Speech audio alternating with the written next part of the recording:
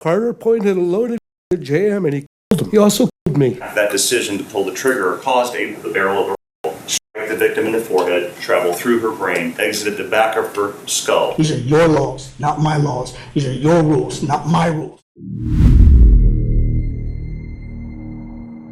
In 2012, Michael Crane went on a violent crime spree, ending with the murder of 3 people, including a couple from Paradise Valley, Lawrence and Glenna Shapiro. According to police, Crane bound the couple, shot them, and then set their bedroom on fire, leaving their bodies to burn. The Shapiro's home now sits vacant, boarded up, with signs of the horrific crime still visible. Neighbors spoke of the couple with kind words, expressing a sense of relief in finding closure to the painful memory of the crime. It was devastating when they were both murdered.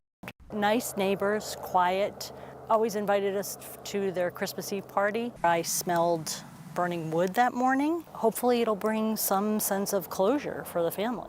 For years, the case dragged on, with Crane making headlines not only for the horrific crimes he committed, but for his bizarre behavior in court. A self-proclaimed sovereign citizen, Crane repeatedly clashed with the legal system, refusing to recognize the court's authority. The name you're using, that's a fictional name. That's not my name. I don't have a contract with this court. These are your laws, not my laws. These are your rules, not my rules. In December 2018, after being deemed competent to stand trial, Crane pleaded guilty to the murders. His decision to plead guilty likely spared him the death penalty, bringing some hope for closure to the families and the community affected by the brutal killings. On March 22, 2019, Crane was sentenced to 3 consecutive natural life terms, plus additional years for related crimes, after a plea deal in which prosecutors dropped the death penalty. One of the victim's daughters said this punishment still isn't enough, as the loss and years of legal delays continue to weigh on the family.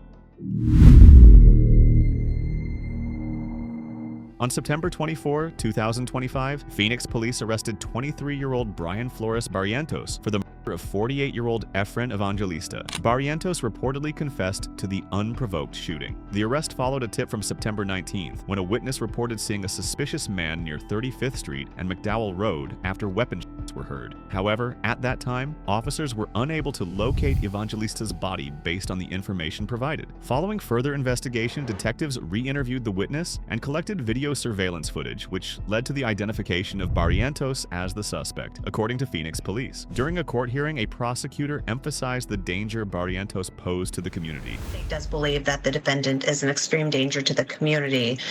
He the victim admittedly 8 times unprovoked while he was sleeping. The victim's family shared that they had spoken to Evangelista just a day before the tragic event. They had no idea that the man they spoke to would be the victim of such a violent act. Barrientos was arrested on September 23rd and confessed to shooting Evangelista while he was sleeping. He told detectives that he had been drinking and went to the canal to practice target shooting, where he saw Evangelista resting nearby. Barrientos admitted that, feeling overwhelmed by family problems, he took a deep breath and Evangelista. After the shooting, Barrientos went to a liquor store and a fast food restaurant before hiding the weapon at a relative's home. Police later executed a search warrant and found the weapon exactly where Barrientos had said it would be. Phoenix resident Rudy Naranjo expressed his sorrow over the murder, emphasizing that people living on the streets are often treated as if they are less than human. We're human beings too, you know? I mean, you know, can't we just coexist with each other? Let them live, you know, let them be. They ain't bothering nobody, I mean. And there's some really good people there. They're just stuck in a phase where they're alcoholics, or you know, they're hooked on drugs or whatever, and they're just trying to survive. Brian Flores Barrientos has been charged with second-degree murder in connection with the death of Efren Victor Evangelista. He was booked into the Maricopa County Jail and is currently being held on a $1 million cash-only bond. The tragic story of 7-year-old Sana's death has unfolded during the ongoing murder trial of her father, former Phoenix police officer Jermaine Cunningham, and his wife, Lisa Cunningham. The case dates back to February 2017, when Sana died under suspicious circumstances. As the trial unfolded, the defense shifted its attention away from the details of Sana's death and instead focused on her long-standing mental health struggles. They revealed that Sana had been diagnosed with schizophrenia and other documented issues, and argued that Jermaine and Lisa had made efforts to get her the medical care she needed, including medication. They also highlighted that the couple was caring for their 6 other boys and girls at the time. However, this portrayal of Sana's condition was controversial. The defense also brought up the medical examiner's findings, which concluded that Sana's death was caused by complications from sepsis. They highlighted that Sana had a history of self-harm and had even harmed her siblings, which they argued was a part of her ongoing mental health challenges. She likes to hurt things that can't fight back. This is Sana saying this. This is not the parents saying this. She tried to. The incident was recent. Sana threw a large river rock at her sister's head while playing in the yard. Again, not just a narrative by the parents. You can spin it any way you want, but these are the facts that are going to come out. We're determined as we've ever been that these facts are going to come out. Phoenix police officers who responded to the incident took the stand today as well, including one patrol sergeant who detailed the events of the night Sana was taken to the hospital. Their initial response as a patrol sergeant going to a hospital is a basic fact-finding. What do we have? Who's involved? What information is necessary in order to determine if which investigative detail is needed? Is it the homicide investigative detail, child crimes, or some other unit within the Phoenix Police Department? Jermaine and Lisa Cunningham are charged with 1 count of first-degree murder and more than 10 counts of child in connection with the tragic death of their daughter. Prosecutors have argued that the couple neglected to seek proper medical care for Sana, intentionally allowing her to suffer, which ultimately led to her death. Evidence of abuse was uncovered following multiple police investigations. The trial for both parents began on September 22, 2025, with them facing multiple charges. Prosecutors initially sought the death penalty for the murder charge, but the state later withdrew that intention. As of the latest reports, no sentencing has been imposed because the trial is still underway.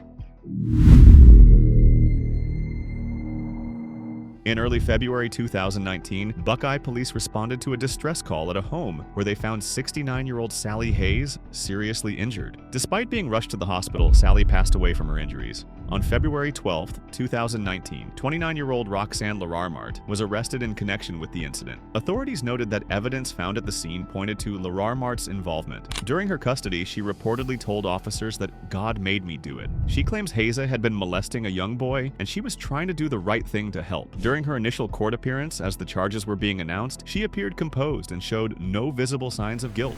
You are being charged with 1 count of murder in the 2nd degree, a Class 1 felony, 1 count of burglary in the 1st degree, a Class 2 felony, and 1 count of aggravated assault involving serious physical injury, and that's a Class 3 felony. Now, ma'am, I did find that you qualified for a court-appointed lawyer, so I will make sure you have one in this case. Now, there is a bond ordered for your release. It is $500,000, and it has to be posted in cash. If you do post that bond, ma'am, and you are released from custody, no returning to the scene of the alleged crime, no contact or physical contact with any alleged victim, no contact with any witnesses or officers, no weapons, no drugs without a valid prescription. Make sure the court has proof of your address, okay? Step to the right, ma'am. Lararmart was booked into the Maricopa County Jail on charges of first-degree murder, burglary, and aggravated assault. Her bond was set at $500,000 cash only. Lararmart remains in custody, and further court proceedings are expected. In April 2025, tragedy struck the quiet community of New River, Arizona. Pastor Bill Shoneman, the longtime leader of the New River Bible Church, was found dead inside his home. He had been a respected spiritual figure in the community for decades, known for his kindness, compassion, and devotion to his faith. Investigators soon identified 51-year-old Adam Christopher Sheaf as the prime suspect. Police described the murder as violent and deeply disturbing. According to authorities, the attack appeared to have religious motives, though its exact reasoning remained unclear. The news shocked the congregation and the small desert town that Pastor Bill had faithfully served for years. Not long after his arrest, Adam Sheaf gave a calm but chilling jailhouse interview that shocked everyone. He openly confessed to Pastor Bill and explained how he carried out the act. Those allegations are correct. I saw that he had a Wednesday evening Bible study, so I sat there and waited for them to arrive so that I could locate which one was the priest, and then I just followed him home. And then I returned on Sunday to execute and crucify him to his wall. Maybe I'm the one that sees truth, and maybe it's everybody else that is deceived by Satan. If that makes me mentally ill for following what God says, then...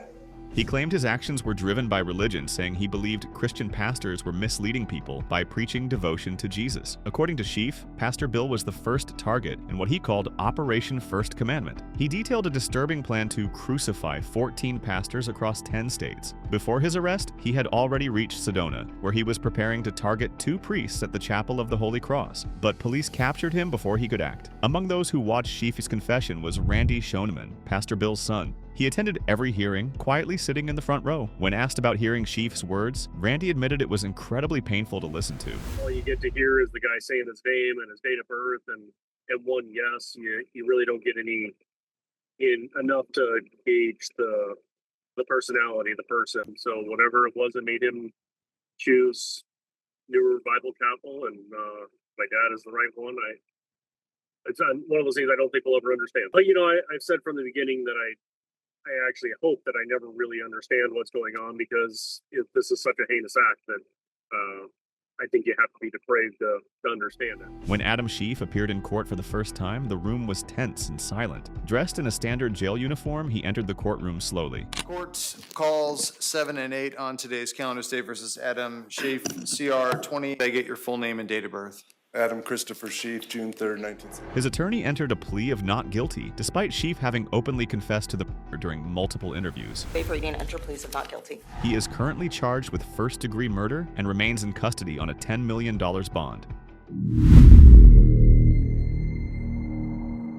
On a Sunday morning of April 18, 2021, a group of friends and family gathered at the Camden Apartments in Tempe. They had been drinking and playing pool when the situation turned violent. According to the police, 23-year-old Mason Nez, who was part of the group, attacked his girlfriend, 23-year-old Tammy Begay. Surveillance footage captured the moment when Nez put his arms around Tammy's head as she tried to escape. Court documents reveal that Nez then used a weapon to stab her in the face and body. The attack was brutal, and witnesses fled the scene to call 911. Police arrived to find Nez holding Tammy, who was severely injured. Tammy was taken to the hospital, but tragically passed away from her injuries. Nez was immediately taken into custody. When informed of Tammy's death, he reportedly said, "I'm used to receiving bad news," and expressed that he wished the police had killed him instead of sending him to jail. During his court appearance, as the charges were being announced, he showed no visible signs of guilt. Mason, good morning. Can I get your full name and date of birth? All right. Mason, you're here on a new Superior Court case. You did get booked in on one charge. It's murder in the first degree. It is a Class 1 felony. You will have the assistance of a court-appointed lawyer. Your bond has been set at $1.5 million. It is going to be secured, which would allow you to use a bail bonding company to help you post that bond. But just remember, if you do post bond and you don't show up at any court dates, you do risk losing that bail money. If you cannot post your bail, Mason, you do remain in custody at least until your next court hearing on April the 26th. If you do, however, bond out, don't return to the scene of the alleged crime. You're not to contact any alleged victims or witnesses. No weapons on release, no alcohol. Mason Nez was formally charged with first-degree murder. His bond was set at $1.5 million. The Tempe Police Department called the attack horrific and violent, but did not release further details at that time. The prosecution has also filed a notice to seek the death penalty if Nez is convicted. The legal process is ongoing, with further proceedings expected as the case moves forward. In May 2017, Christine Mustafa, a 34-year-old mother from Phoenix, disappeared without a trace. She hadn't shown up for work, and when her car was found parked at home, her family grew worried. Her boyfriend, Robert Interval, was at the apartment, but he claimed that Christine had simply left for work. He provided no clear explanation for why her car remained behind, and when police arrived to investigate, his behavior raised suspicions. Christine's family and friends soon learned that she had been planning to leave Interval, possibly seeking a protective order against him. The relationship had been troubled, and police began to gather evidence, suggesting that Interval had tried to conceal his involvement in her disappearance. Surveillance footage showed him buying mattress covers and visiting a garbage transfer station, which suggested he may have been trying to hide something. Despite the lack of a body, the case against Interval grew stronger. Investigators pieced together evidence that indicated Christine had likely been murdered. Her body, however, was never found.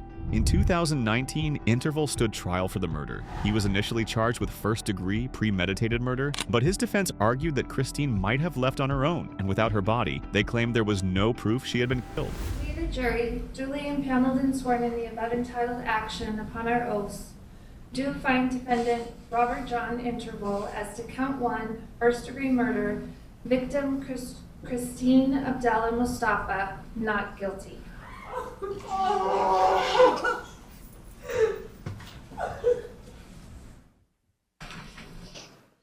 We, the jury, duly impaneled and sworn, having found defendant not guilty of first-degree murder, or after full and careful consideration of the facts, being unable to agree on whether to find defendant guilty or not guilty of first-degree murder, Do find defendant Robert John Interval as to the lesser offense of second-degree murder, victim Christine Abdullah Mustafa, guilty.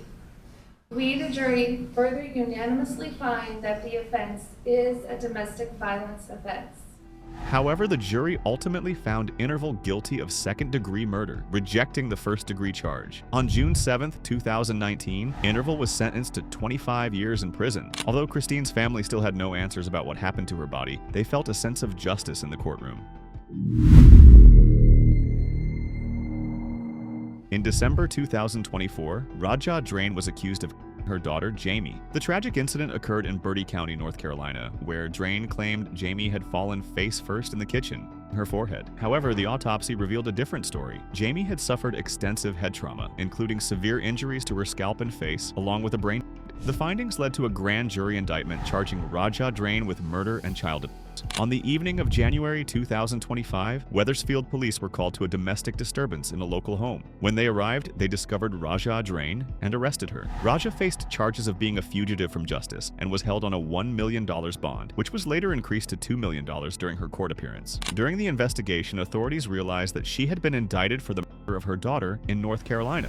Our team will begin the process to extradite her back to North Carolina to face the charges of murder and felony child abuse, inflicting serious bodily injury. Jamie's father, Dante Valentine, spoke out about the loss of his daughter, calling her a beautiful girl, and describing how he knew Raja had murdered Jamie. He expressed a sense of relief that Raja was being held accountable, but the family continues to seek justice for Jamie. The case now moves forward with Drain awaiting extradition to North Carolina, where she will face trial for the murder of her daughter.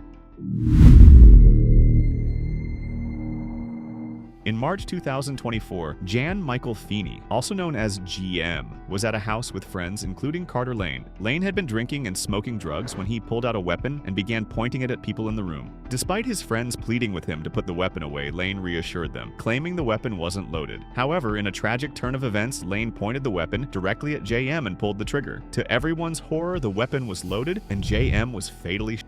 The incident left his friends, family, and the entire community devastated. His laugh echoes through my heart. Not a moment passes where I'm not missing my baby brother. And all the milestones that we should be celebrating are now haunting us. I feel for Carter, but this was what was just, and it'll help us to move forward. JM's father was utterly heartbroken by the loss of his son. Carter pointed a loaded at JM and he killed him. He also killed me. My life is not the same. My passion and lust for life are gone. Friends and family of JM filled the Manatee County Courthouse wearing green, his favorite color, as they attended Carter Lane's sentencing. Emotions were high as they hoped for justice for JM, whose life was tragically taken. During the sentencing, Lane's family spoke about his struggles. My child is not the monster that's being portrayed. He hasn't taken any of this lightly. Judge Frederick Mercurio stated that Carter Lane should have known better, especially since he was just days away from turning 18 when the shooting occurred. Weeks before the incident, a friend had recorded Lane pointing the weapon in a car while driving, further highlighting his reckless behavior. For the first time, Lane spoke in court, apologizing for his actions. I want to say sorry. I'm single-handedly responsible for the death of JM. Carter Lane was sentenced to 20 years in prison. Judge Mercurio carefully considered the circumstances before issuing the sentence.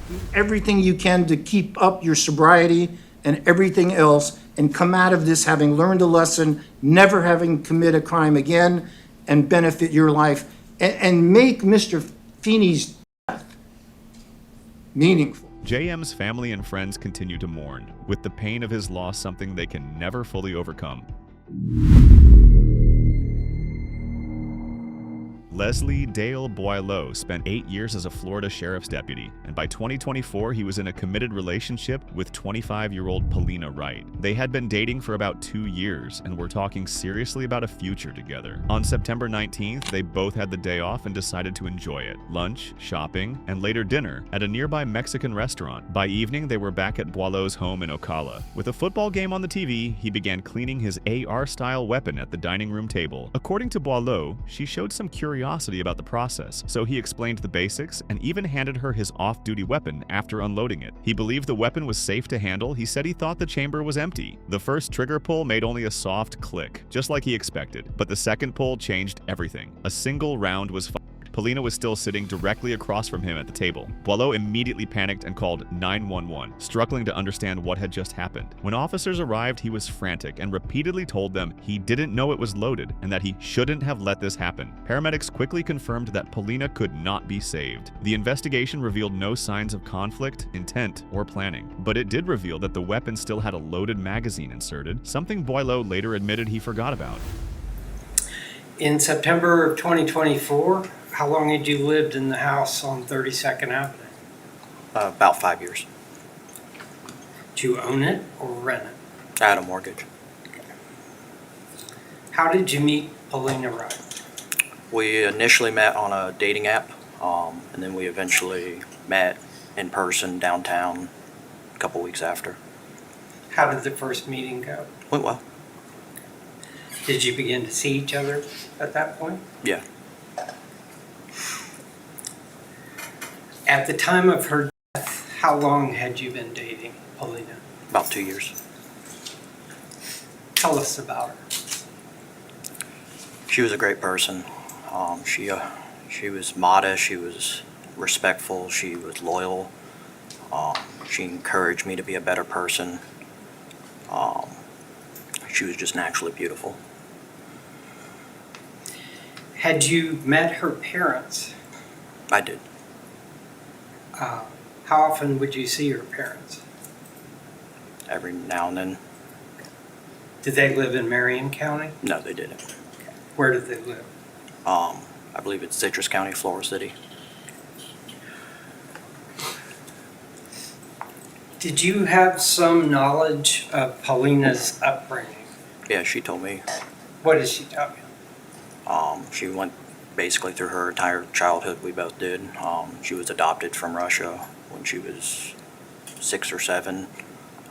She has a twin sister and a brother that was adopted with her. So the Wrights adopted her? Yeah. From Russia? Yeah. Did she have other siblings within the Wright family? Yeah, she did. Was she working in September of 2024? She was. What did she do for a living?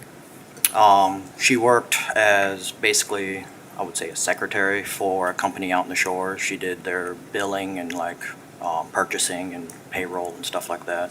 She was working on, actually in September, transferring over to a new job. Do you know if she'd been to college? I believe so, yes.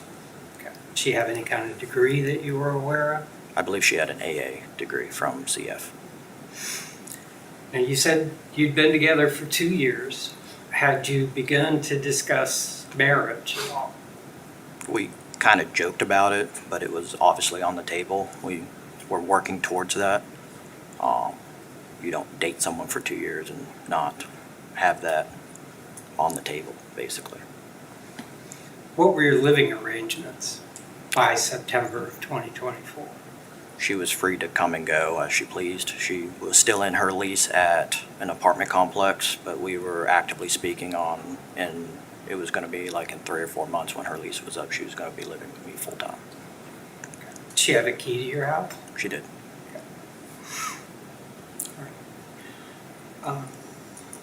Let's talk about September 19th.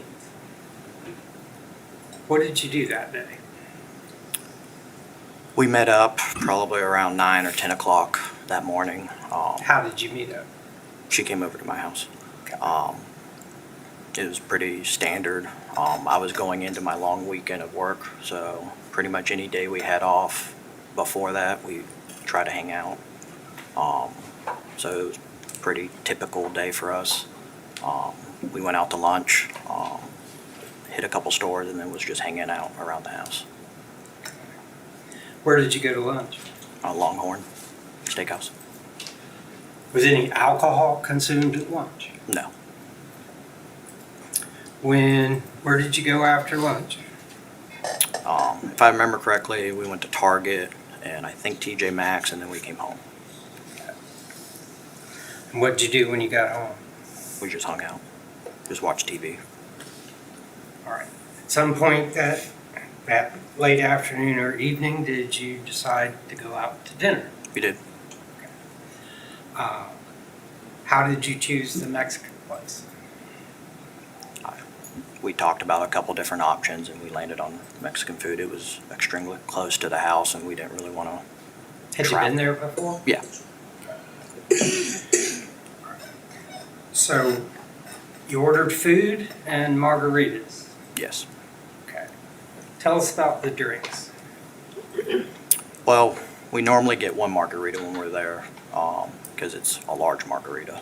But it was 2 for 1s that night when we walked in, so and they were taking a while. We were there over an hour, so we just started ordering the 2 for 1 margaritas, and we landed on 3 by the time we were done. How were they serving them? And like little mug gauntlet things. Okay. And 6 of them cost you $26.94. Is that right? Yeah. So that was less than $4.50 each. Sounds about right. Did they taste like they had any alcohol in them? They taste a lot like sour mix, but Okay. Now, the check that Detective Kern was able to obtain said your tab was opened at about 7:30 and then closed at 8:32 p.m. What did you do when you left the restaurant? We drove straight home. How far from the house is the restaurant? 5 minutes, easy. Okay. And what did the two of you do when you got back home? We changed. I don't really know what she was doing. She was doing her stuff, taking care of her cat. I fed my dog. That's when I came out to the living room and put on the football game and started doing the gun stuff. Okay. Now, you changed out of whatever you had worn to the restaurant? Correct. Into the clothing that we've seen on the videos? Correct. Okay. And Paulina had a blanket on and nothing else? Correct. Was that normal? At this point in the relationship, yes. Okay. So that was typical for her once she got home and got comfortable, was to disrobe and grab a blanket? I wouldn't say 100% of the time, but it was very common. Okay. Did you have any more alcohol when you got back home? No.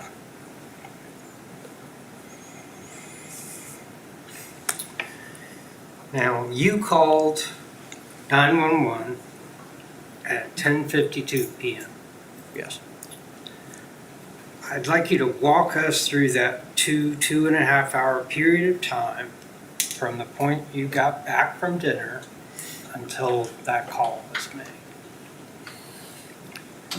So when I came in and sat down at the dining room table, I started cleaning my rifle because I had just got it a couple weeks prior, or within a week.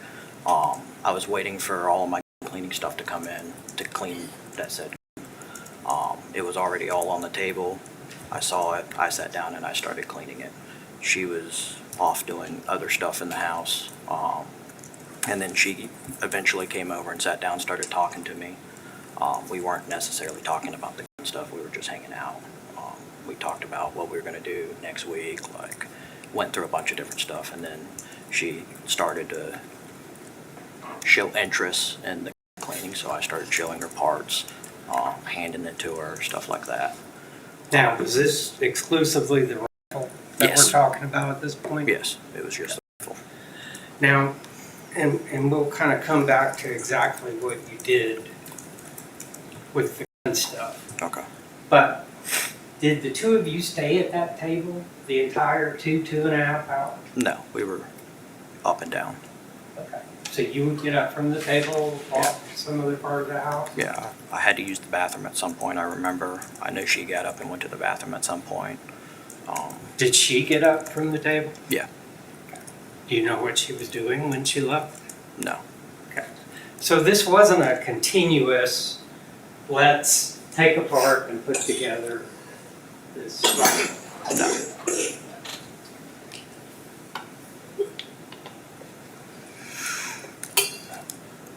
Dale, have you thought about what happened that night and the mistakes that you made Plenty, every day? pretty much. What should have been different? We shouldn't have been sitting across from each other. Why didn't you move her?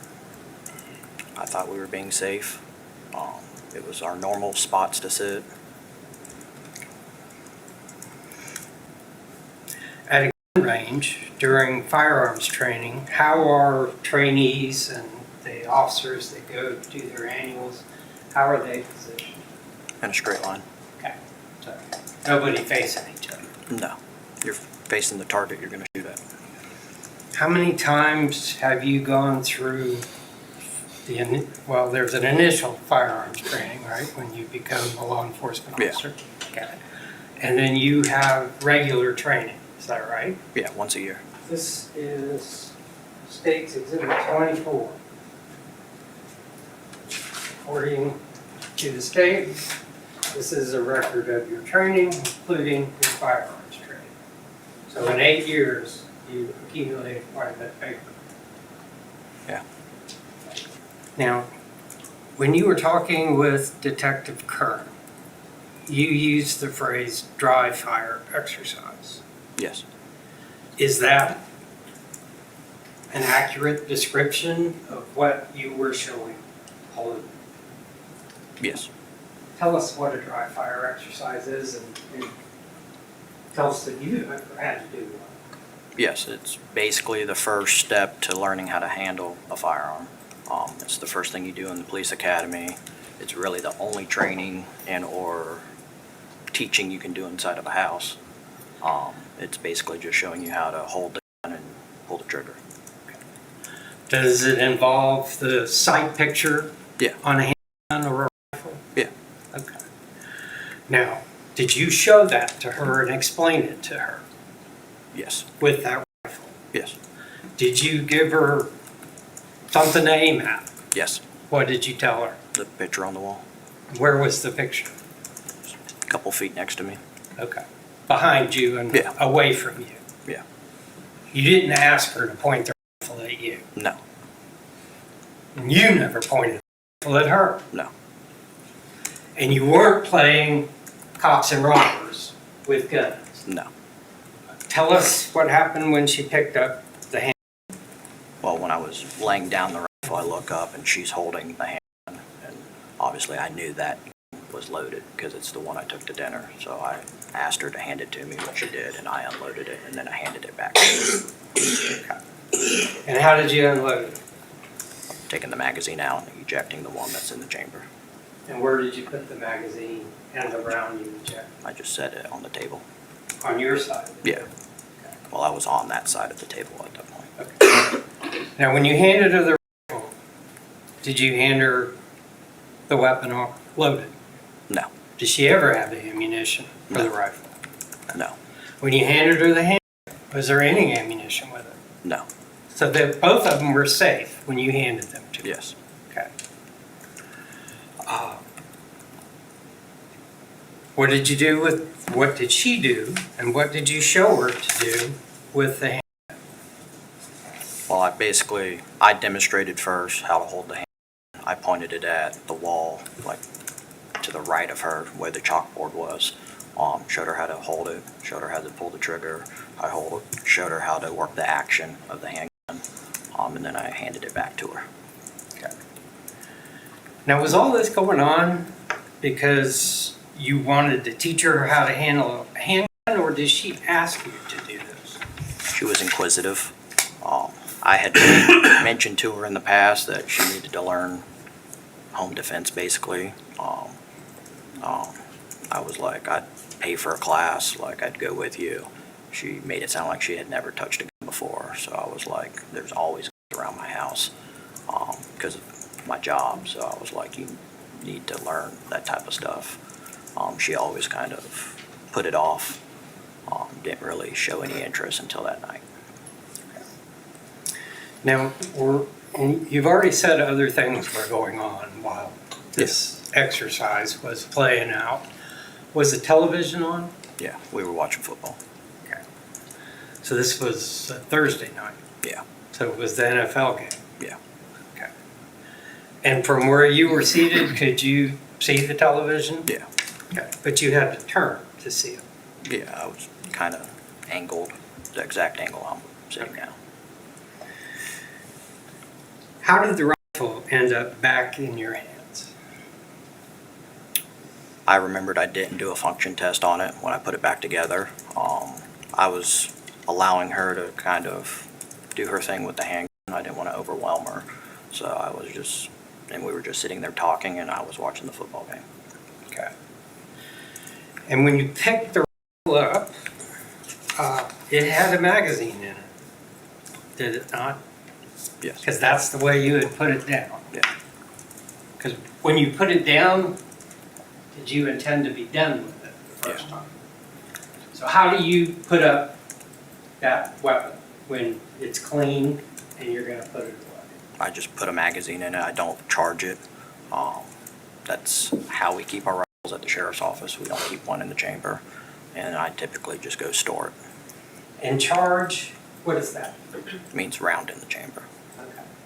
And does an AR style rifle have a different sort of way to load around? Yes. Explain it. It has a charging handle where a handgun has a slide. Very similar, I guess, action you could say, but different at the same time. So when you had put the rifle down on the table, there was no bullet in the chamber. Correct. And it had a full magazine. I don't keep, the magazine can hold 30 rounds. I don't So keep you're 30. five short. Yeah, I don't keep it fully loaded. And that's to preserve the spring in the magazine? Yeah. Okay. So you had 25 rounds in it? Yes.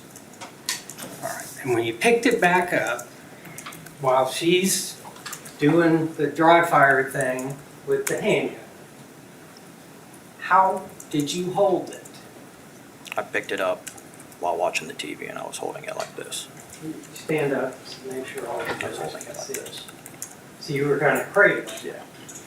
So the magazine was down. Okay. And what was your intention? What were you going to do with it? I was trying. What is this function test you're talking about? So when you disassemble a rifle and you put it back together, you have to do a function test to ensure that you put it back together correctly. If you didn't put it back together correctly, it's not going to fire the next time you need it to fire. All right. And describe or explain the steps in this function test. The bolt's forward, obviously. You have to pull the trigger and hold the trigger and then charge it. Release the trigger and pull the trigger again. And you're listening for the hammer to drop on the firearm to make sure you assembled it correctly. Because if you did not assemble it correctly, it's not going to make that click sound. So you got it cradled in your arms. Yeah. Barrel off to your left. Yeah. Okay. You're sitting across the table. Yeah. And you're kind of watching TV. Yeah. And you said you're listening for a click. So did you either put your head down to the rifle or bring the rifle up to your head? Both. Like, it was, because I was listening more so for a sound. And you can't really see what you're looking for type of deal. It's internal. Okay. So you have to listen for it. Yeah. When you pulled the trigger the first time, what happened? What was supposed to happen, you heard a click. And then when you charged it and pulled the trigger the second time? That's when it went off.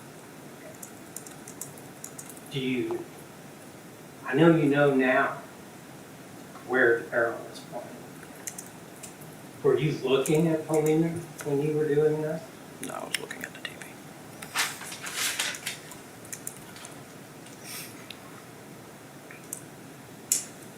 What did you do after you realized she was hit? Called 911. Okay. Did you go to her? I did. Okay. Now, what position did she start in? I mean, she's hit. Did she fall back, fall forward? She was just sitting in the chair.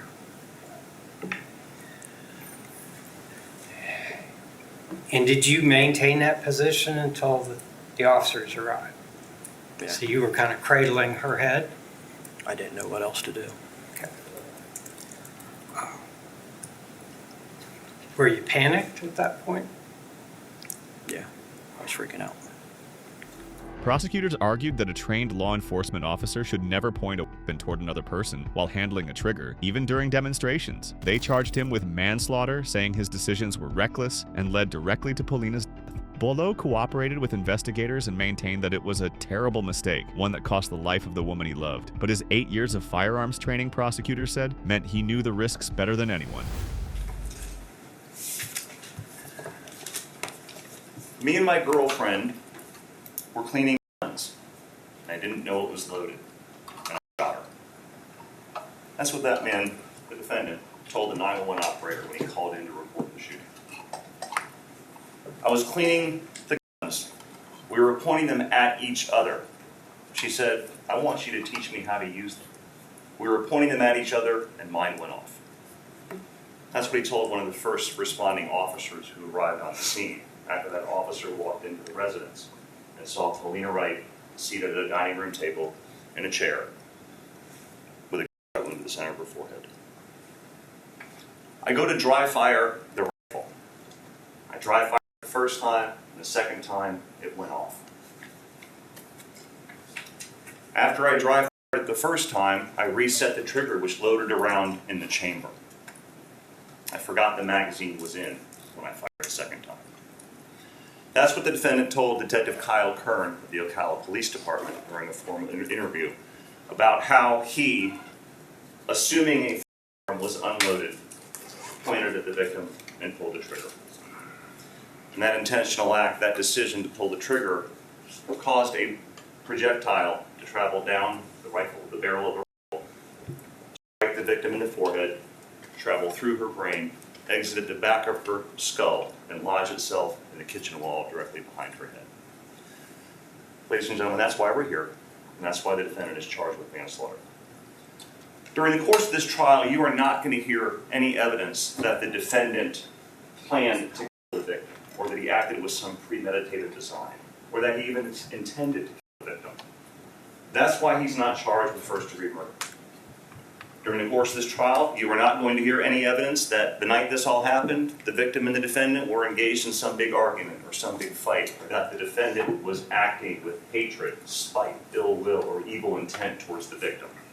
That's why he's not charged with second-degree murder. The evidence you're going to hear is that the defendant, assuming a rifle was unloaded, pointed it at another person and intentionally pulled the trigger, causing the death of Paulina Wright. That's why he's charged with manslaughter. Paulina Wright was a 25-year-old young lady. She was the daughter of John and Karen Wright. And the evidence that you're going to hear is that on September 19th, 2024, the defendant, Leslie Boileau, who at the time was an active Marion County Sheriff deputy, and his girlfriend, Paulina Wright, went to dinner. The evening started like any other ordinary, normal evening. They went to dinner. They each had 3 margaritas at a Mexican restaurant for dinner. They got home, and the defendant found that some items that he ordered from Amazon had arrived at the house, some gun cleaning supplies. They put the football game on, and they settled in for what was supposed to be an ordinary evening.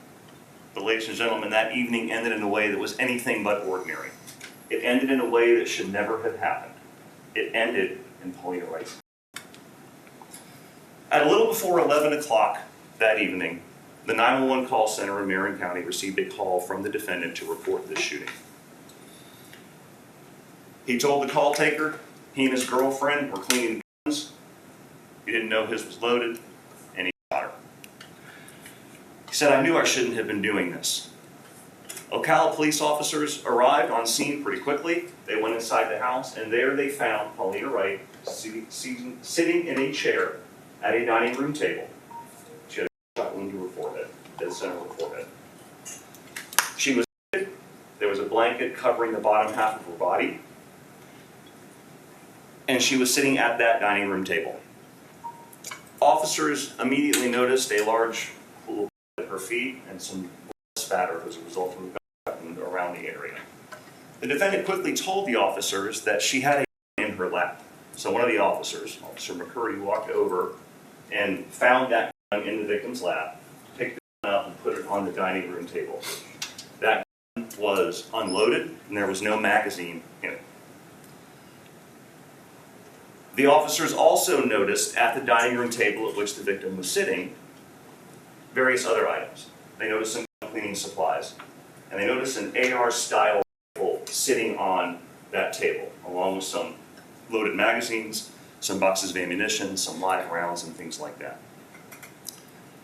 In order to provide the officers some room to work, you'll hear that the officers took the table at which she was seated and kind of shifted it over to the wall and moved some of the chairs around. And when the officers first arrived, they walked in and they saw the defendant was behind the victim, holding the victim's head stationary. One of the officers switched positions and took control of the victim's head to keep it stationary, and the defendant was escorted outside. Once the scene was cleared and determined that there are no other people inside the house or no other threats, the emergency medical personnel came in. They quickly assessed the victim and unfortunately determined that she was not capable of being saved, and they declared her deceased. Once that confirmation was made, the officers took Paulina Wright's body, gently laid her on the ground, and covered her body up with a blanket. Crime scene investigators came into the scene, and they started doing what they do. They started taking photographs of various things. They started documenting the evidence and collecting certain pieces of evidence. They collected that Glock 9mm handgun that was in the victim's lap, which ended up being the defendant's service pistol. They collected that AR-style that was sitting on the dining room table at which the victim sat, as well as the boxes of ammunition, the live rounds, the loaded magazines, and things like that. They also located, near the feet of where the victim was originally seated, a fired or a spent shell casing. They located a hole in the kitchen wall directly behind the victim's head where she was seated. They eventually dug out the drywall of that wall, and they found the projectile that caused the victim's death.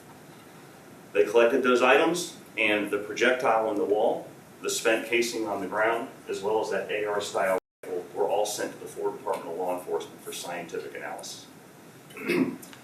A Florida Department of Law Enforcement firearms analyst examined those items and determined that the projectile in the wall, the casing on the ground, were both fired from that AR-style rifle that was on the table. Now, I said a few minutes ago that the defendant was escorted out of the house when the officers arrived. And when he was outside, he made some statements about what happened. He told the officer, "I was cleaning the guns. We were pointing them at each other. She said, 'I want you to teach me how to use them.' We were pointing them at each other, and mine went off." He admitted to being the one holding that AR-style rifle at the time it was fired, and at the time the victim was killed. He said, "I know it looks really bad." And during the next several minutes on scene, he continued to make statements such as, "I know better. I know better. This should not have been happening. I should not have let this happen." Detective Kern asked the defendant, "So during this training that you're describing, you were pointing the guns at each other?"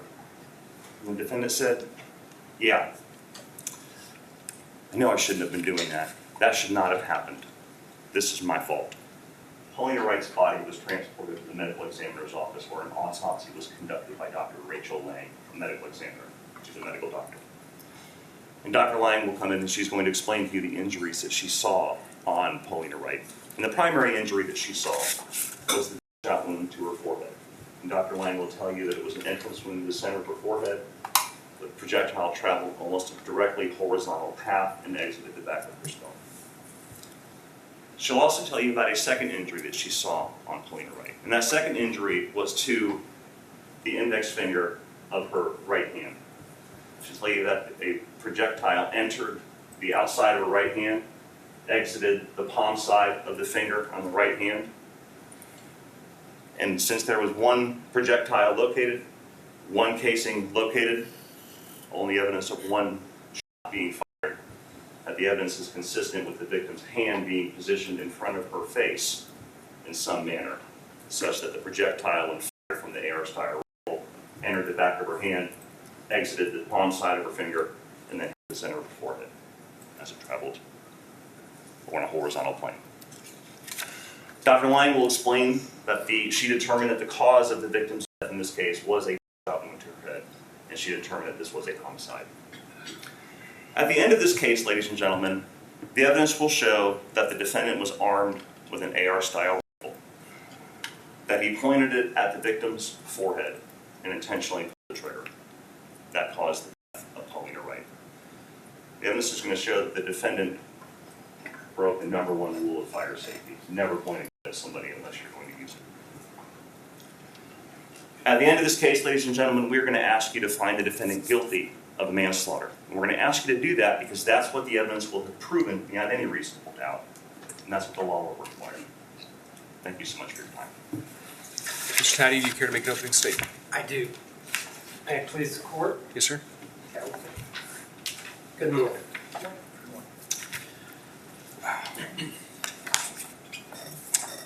What the 911 operator actually heard first is, "I just had an accidental discharge." And the operator wasn't sure exactly what the caller said, and he said, "accidental discharge," in a very stressed, frantic voice. Those were Dale Boileau's first words to the 911 operator while holding Paulina, his girlfriend of 2 years, seconds after he accidentally shot her. The charge, the entire case, is based on the circumstances surrounding how Paulina Wright was shot. And the evidence in this case will make it fairly clear that the only reason that the law enforcement officers who investigated this case and the prosecutors who filed it would know anything at all about what happened is because Dale told. Nothing, you will see, that Dale told them was inconsistent with the evidence they found. And the evidence will show that he consistently told them that it was an accident. But the state says he said they were pointing the guns at each other. The first time he said that was moments after being rushed out of the house in the company of 6 or 7 uniformed Ocala police officers and standing out in the yard while he was nearly hyperventilating, crying, screaming Paulina's name, throwing himself on the ground. In the midst of that, what happened, man? We were pointing the guns at each other and it went off. Not one of them asked him to describe that. What does that mean? Pointing the guns at each other and it went off. Nobody asked him.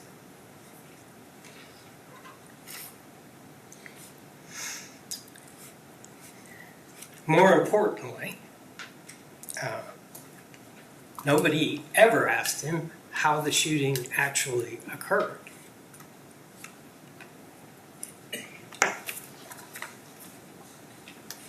He told Detective Kern, when Kern began a sentence with, "So you were pointing the guns at each other," Dale actually stopped him and said, "No, in the general direction." See, they were seated across the table from each other. So the weapons were going to be going in the direction of the person across the table. He did not ever acknowledge playing some game where they were pointing guns at each other. And he never said he pointed the rifle at Paulina and intentionally pulled the trigger. He never said that.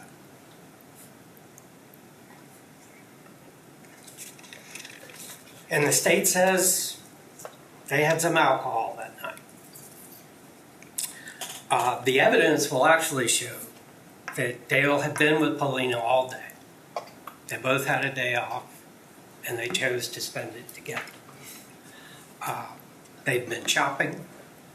They went out for lunch. And then later in the evening, they went to one of their favorite places for dinner, a Mexican restaurant not far from Dale's house. And they ordered food, and they ordered some drinks. Happy hour margaritas. It cost $4.49 each. Probably less than a glass of tea. The evidence will show there was no other alcohol consumed by either Paulina or Dale that day. They didn't have alcohol at lunch. There was no alcohol out in the house that they had after coming home from dinner.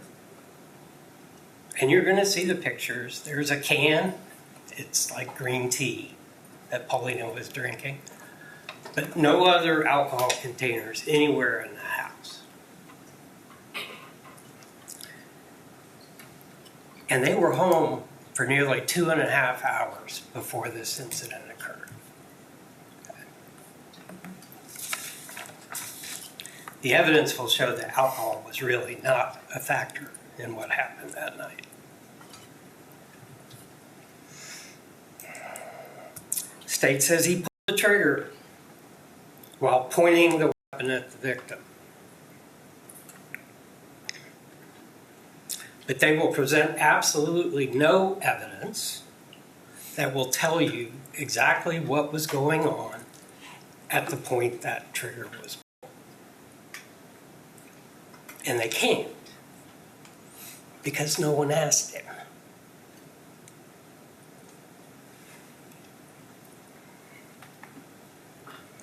The evidence will show a detective first spoke to Dale about 2.5 hours after the police arrived at his home.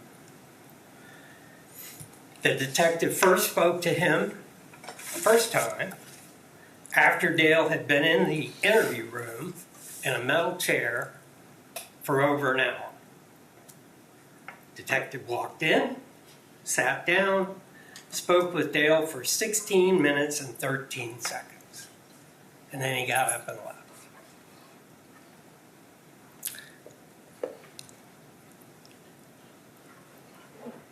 About 4.5 hours later, he came back again. And the second time, he spoke with Dale for 11 minutes and 13 seconds, and then left the room again. And then about an hour and a half after that, the detective came back in the room with an evidence technician, had her photograph Mr. Boileau and take his clothes, and then told him he was being placed under arrest without bothering to talk to him again. He was interviewed for a total of 27 minutes and 26 seconds. And he was in that interview room for over 8 hours. From midnight until nearly 9 o'clock the next morning.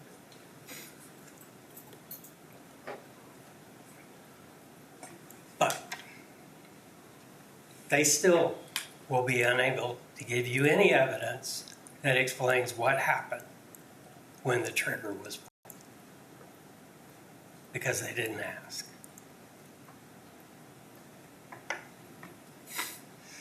So when the evidence bringers over there rest their case and sit down, you are not going to know exactly how Paulina Wright was shot. You're not. There's nothing in the evidence they're going to present that's going to answer that question. because they didn't ask. After they've finished, and I've had a chance to present evidence, and I rest my case and sit down, you're going to know exactly what happened at the moment Paulina Wright was killed. Exactly how this horrible, tragic accident actually happened. An accident that has destroyed 2 families and that has haunted Dale Boylou since it happened and basically destroyed his life.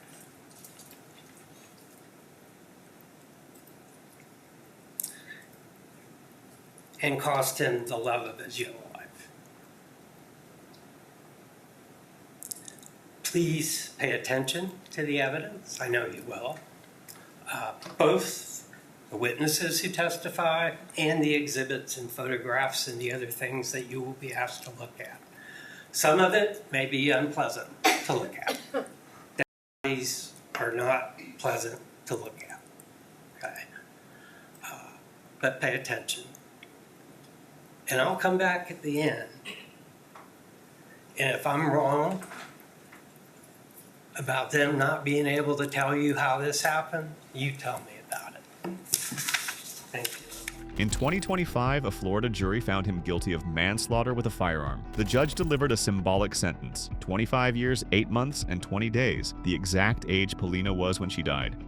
Big thanks to our viewers for joining the courtroom journey with us. Your interest in the stories of justice is what keeps our channel alive.